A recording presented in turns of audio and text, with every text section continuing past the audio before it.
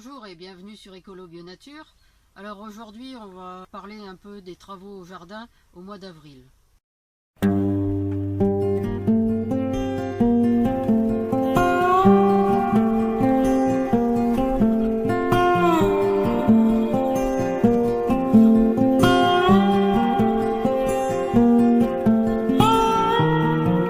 Voyons ensemble les travaux au jardin au mois d'avril.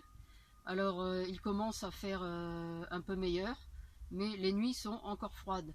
Alors il faut faire attention en ce moment parce qu'il y a encore des gelées possibles. Jusqu'au 15 mai, il y a encore des gelées, surtout au-dessus de la Loire. Et la preuve, regardez les mon kiwi. Ben voilà, il était bien parti et il est cramé. Alors j'espère qu'il va repartir. Et pourtant il était dans la serre. Donc c'est encore trop tôt pour planter ou semer directement dans le jardin sans aucune protection. Et là vous entendez, il y a encore pas mal de vent. C'est le vent du nord, donc c'est un vent froid. C'est pour ça qu'il y a un peu de bruit au niveau de la serre. Alors vous voyez ici, j'ai des choux qui sont en attente et tous mes semis, parce que c'est la pleine période du travail. Alors vous, en ce moment, vous pouvez continuer les semis de courgettes, courges, concombres, cyclanthères, pâtissons et melons. Alors semis en serre ou à l'intérieur, bien sûr. Vous pouvez commencer les semis en pleine terre, mais avec une protection de tout ce qui est navet, marteau, pétroski, nancy, rougeatif. Les radis aussi, c'est le bon moment de les mettre. Tout ce qui est radis 18 jours, les radis sax, les radis red meat, les radis jaune d'or, marché de Zurich ou Osterguss. Vous pouvez semer aussi, mais là en godet, le crambé maritime. Alors si vous réussissez, bravo. Moi ça fait plusieurs années que je sème du crambé maritime sans réussir à en avoir. Alors j'ai testé le semis en godet. J'ai testé lorsque les graines étaient sur mon pied de crambé, le semis directement autour du pied en secouant les graines produites par le pied directement. Mais jusque maintenant ça n'a rien donné. Que ce soit l'une ou l'autre technique, j'ai pas réussi à en avoir. En pépinière, eh bien c'est le moment pour les choux, comme vous le voyez ici. Alors là c'est que quelques variétés que j'ai d'ailleurs commencé à repiquer aussi.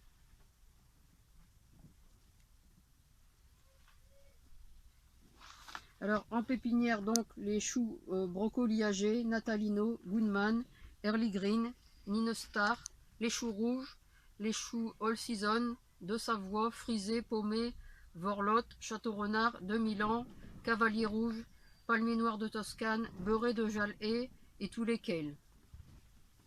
En pleine terre, vous pouvez commencer à semer le chou Sima d'Irapa, tout ce qui est chou chinois aussi. C'est le bon moment de les semer parce qu'après il fera trop chaud et ils monteront trop vite. Alors ces choux-là, les choux chinois ou le chou Sima d'Irapa, là c'est en pleine terre directement. Et alors en terrine ou en pépinière, eh bien vous pouvez semer les choux navets, les rutabagas. C'est le moment aussi de faire vos semis de poireaux. Alors c'est pareil en pot, en terrine. En godet, vous pouvez semer l'artichaut. Ici c'est le gros ver de l'an et puis la tétragone. En pleine terre, sans protection, vous pouvez semer les oignons Ishikiwa, les oignons hâtifs, les échalotes tiges. En pleine terre toujours, et toujours sans protection, les arroches et les salsifis. Alors moi ça j'en ressème pas, je me contente de secouer un peu les plants d'année en année, et puis ça se ressème tout seul. Alors en pleine terre toujours, mais là encore une petite protection tout au moins la nuit pour tout ce qui est épinards. Alors les épinards Bloomsdale, Butterfly, Matador, monstrueux de Viroflay. En pleine terre, vous pouvez même le faire sans protection, tout ce qui est betterave. Alors les betteraves noires, plates, d'Égypte, Crapaudine, Golden, Détroit, Chioggia, Forono, Voriac et Keldorf. Alors les deux dernières variétés, ce sont des betteraves fourragères. Elles sont moins sucrées que les autres puisqu'elles sont destinées au départ à nourrir le bétail, mais elles sont très bonnes quand même à manger pour les humains. Alors en godet, c'est le moment de semer la camomille, les cébettes, le basilic, la menthe japonaise, les pasotes, la saponaire. En pleine terre, vous pouvez faire vos semis de carottes. Alors les carottes, je vais vous donner une petite astuce, c'est d'attendre le 15 avril, de ne pas les mettre avant. Et lorsqu'elles auront leurs 2 premières feuilles, eh bien de faire un arrosage avec de l'urine. Alors pas de l'urine pure bien sûr, mais à peu près 20% dans un arrosoir de 10 litres. C'est-à-dire 20 centilitres, 20 à 30 centilitres pour un arrosoir de 10 litres. Donc les carottes, donc après le 15, vous avez les carottes du Doubs, Nantaise, Touchon, Saint-Valery, Blanche, Colmar, Tilk, Jaune, Rouge Sang, Amsterdam. Alors c'est le moment aussi de semer en godet ou en terrine la bourrache, le cumin des Vosges, la nette, la trigonelle, l'ail d'Himalaya, les périllas, la pimprenelle, la sarriette. Vous pouvez aussi faire en petites barquettes des semis de salade et vous les repiquerez ensuite. Alors la salade Red Flash, Barcelona, Little Gem, Red Ball, rouge à couper. Mais aussi les salades cocarde, cressonnette du Maroc, roquette, pain de sucre, valmen, carmen, andivette et maïko. À la fin du mois, vous pouvez semer l'amarante et le sarrasin en pleine terre.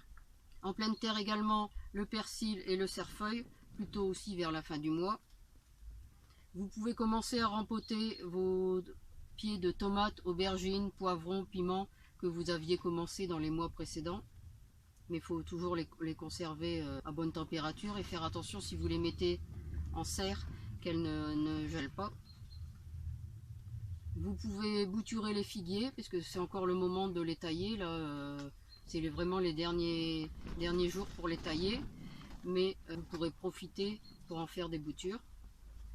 Alors les branches que vous avez coupées, vous les mettez dans l'eau et puis elles vont faire des racines que vous pourrez planter ensuite. Alors plutôt vers la fin du mois aussi, ce sera le moment de faire des semis de cosmos et de capucine.